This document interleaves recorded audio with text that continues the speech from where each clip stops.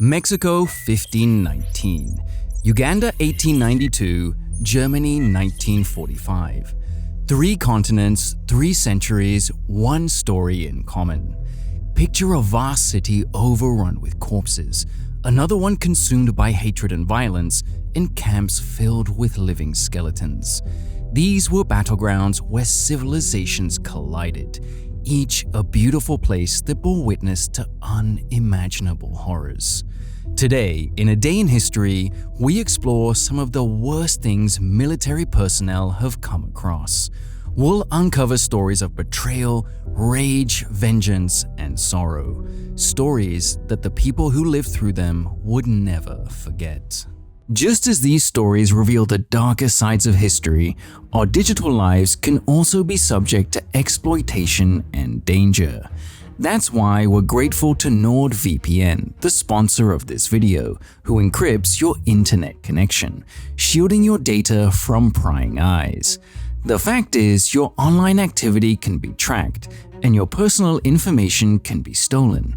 Sometimes, all it takes is one wrong click for hackers to get hold of your private data through phishing or ransomware attacks, or even worse, using it to commit identity theft.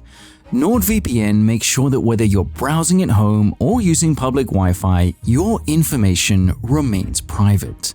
Most VPN providers also offer an online threat protection feature. However, under the hood, it simply blocks access to selected suspicious websites. We want more, and that's why we love NordVPN's Threat Protection Pro, which blocks malware, trackers, and ads, including those annoying pop-ups that flood your screen. And don't forget the sweet perks of bypassing geo-restrictions, with access to your favorite shows and exclusive geo-locked content, regardless of your location. Protect your digital life with the fastest VPN on the planet and enjoy secure internet access anywhere in the world, backed up by 24/7 customer service and dedicated apps for all major platforms. Don't let your data become another casualty of the digital age. Use our link, nordvpn.com/a-day-in-history, which is also in the description, for a special discount on NordVPN's 2-year plan, and receive +4 bonus months on top with Nord's 30-day money-back guarantee, plus up to 20 GB daily eSIM data voucher, perfect for travelers. Now, let's delve deeper into the haunting experiences of military personnel across history.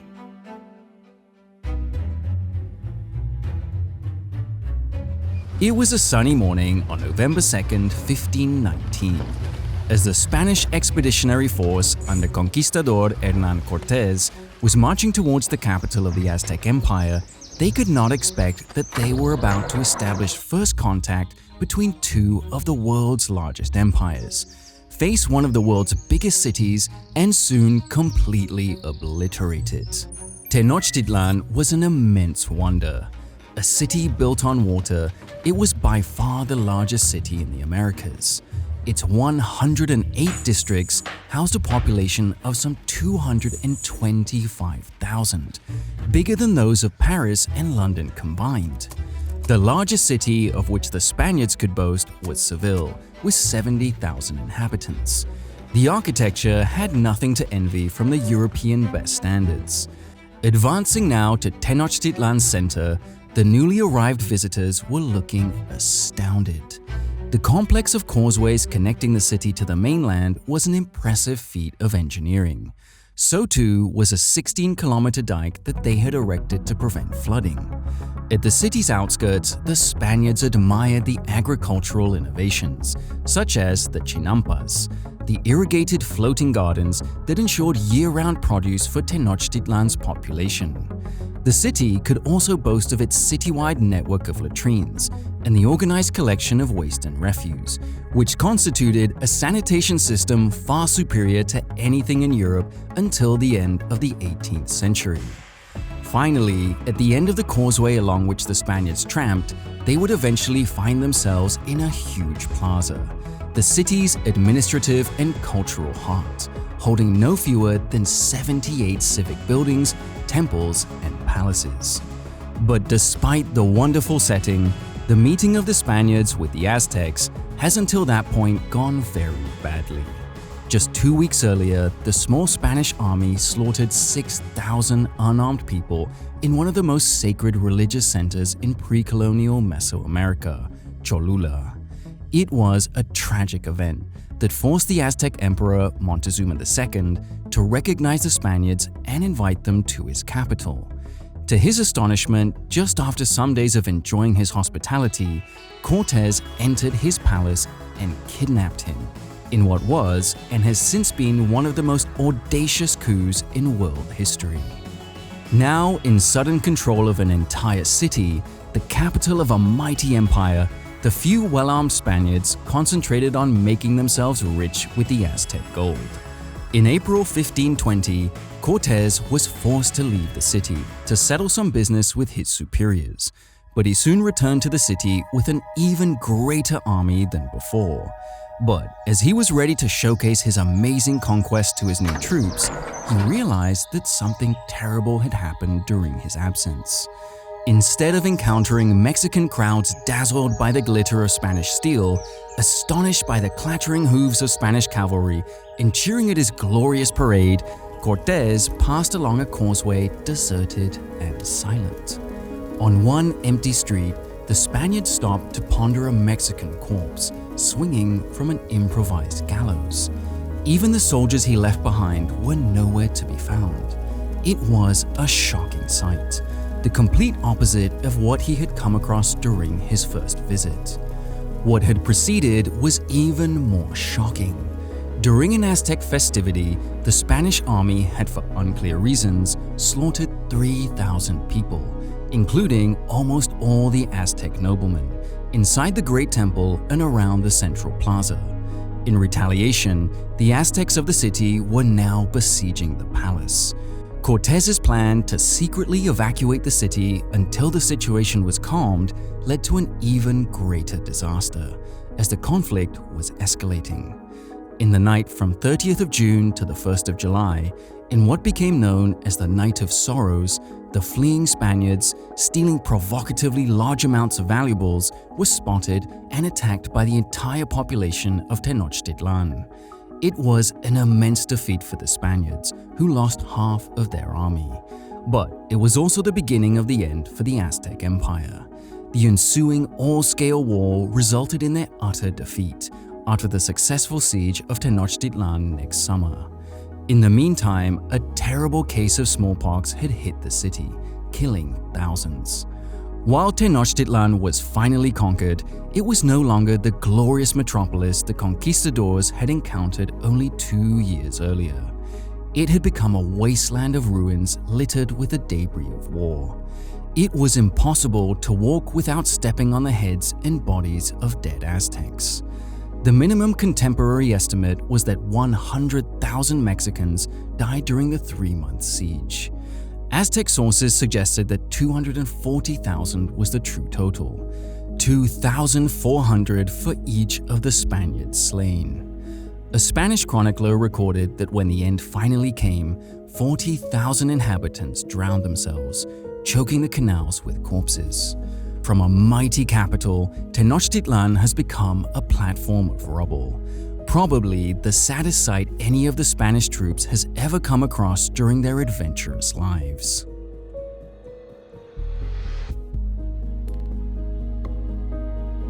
The Spanish were the first but not the last to face and cause such horrors during Europe's colonial projects. Enter Buganda, an embryonic empire established in what is today Uganda.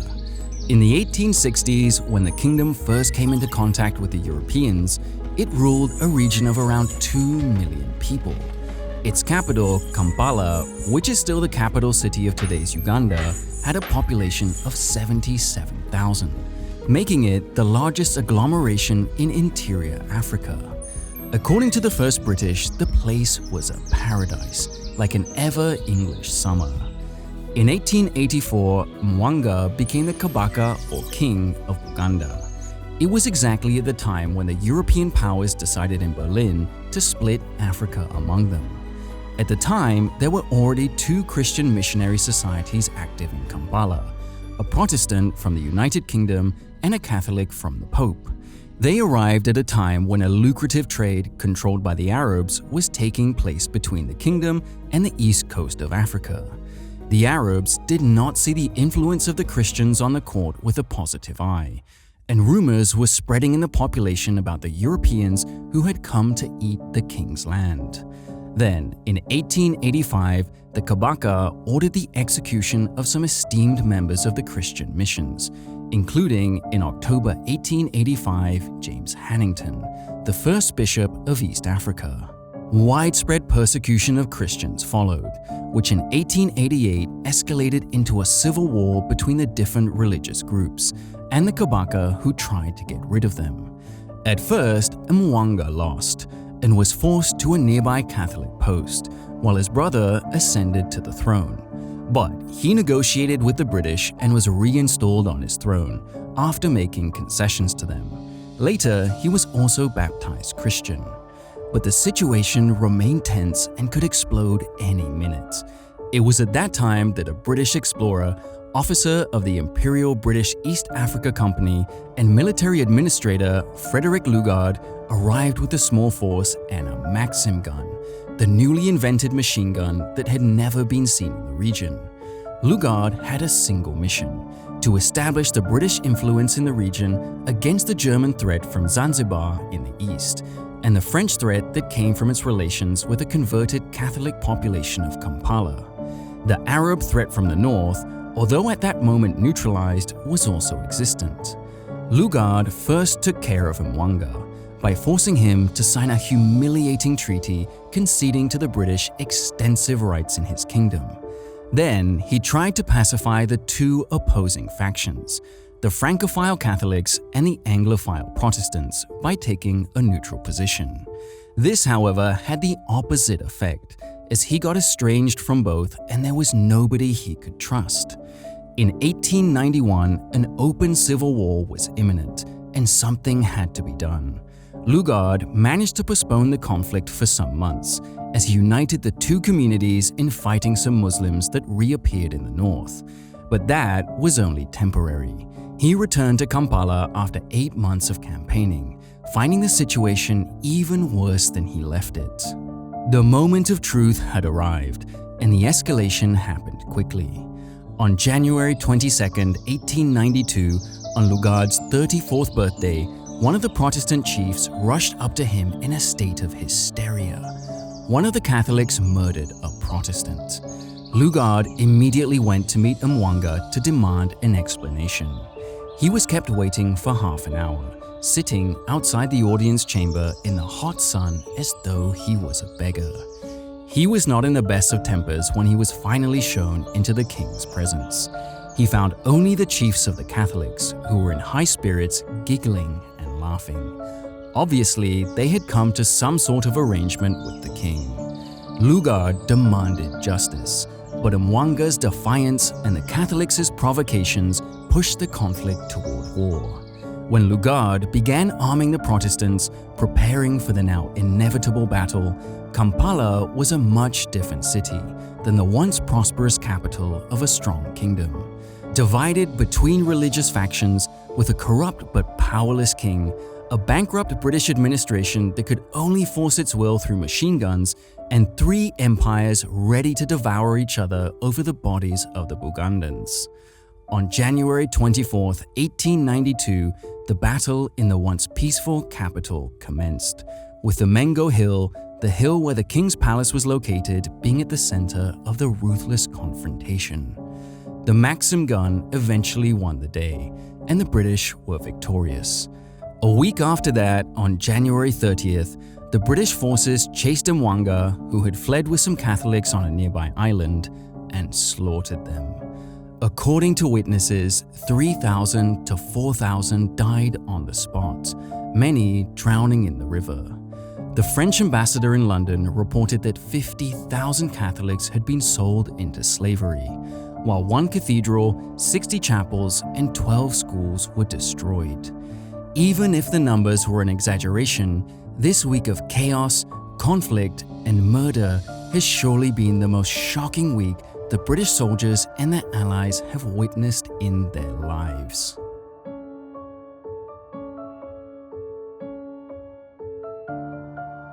The European experience with slaughter and destruction soon came to haunt them in their one continent. The talk is, of course, about the Holocaust. As the Allied forces were advancing from both the West and the East, they were coming upon huge camps with plenty of proof in people and material of massive-scale war crimes. The genocide against the Jews and other minorities of Nazi-occupied Europe was already known to the Allies. But one picture is worth 1,000 words, and what the Allied soldiers encountered with their bare eyes was beyond description. The image of crime was gradually being formed as more and more camps were liberated. The first functioning camp was discovered by the Soviet Army in July 1944, right outside the Polish city of Lublin. Majdanek was one of the central camps, where mostly Jewish prisoners were sent either to work as slaves or gassed to one of its 7 gas chambers. Although the Germans had the time to evacuate its inmates, they had no time to destroy it, so the Soviets found it almost intact. The same happened 6 months later, in January 1945 with Auschwitz. The proof of the crime was there, but the people were taken. In fact, the Nazi plan was to evacuate the camps and send their prisoners to other camps inside Germany, where they could continue working for them, producing the essentials so that the German army managed to defeat its enemies. It was a desperate effort from the Nazis that made people walk huge distances amidst the cold winter barefoot, with no food and water. They were treated in the most inhuman way, and of course, the few who managed to complete these death marches were unable to perform the heavy work that was expected from them. Many thousands died on the way. The rest were found by the Allied forces when the rest of the camps were liberated, and as the circle around Berlin was closing. It was only then, when camps with 50 and 60,000 prisoners were opened, that the complete truth was revealed to the world. In April, notorious camps such as Buchenwald, Bergen-Belsen, and Dachau were liberated by the US and British forces. They found piles of unburied corpses, people in skeleton form suffering from starvation and disease after months of malnutrition, hard work, and even death marches. For some of the liberators, this was too much. In Dachau, the first and one of the largest Nazi concentration camps, one of the least narrated incidents of the war took place: the Dachau Liberation Reprisals, an Allied war crime against SS troops guarding the camp. The US soldiers that arrived in Dachau on April 29, 1945, were found inside railroad cars with 2,000 skeletal corpses, while they were also informed that thousands of the inmates were forced to march south to be moved to other camps, incredibly just a week before Germany collapsed. What happened next is not clear. Although the German guards surrendered to the entering liberating troops, tensions remained, and some US soldiers executed around 50 SS soldiers, with one account speaking, although most likely exaggerating, of 520. This incident unveiled the depths of human cruelty and the haunting truth that even in victory, the lines between justice and vengeance can blur in the face of unimaginable horrors.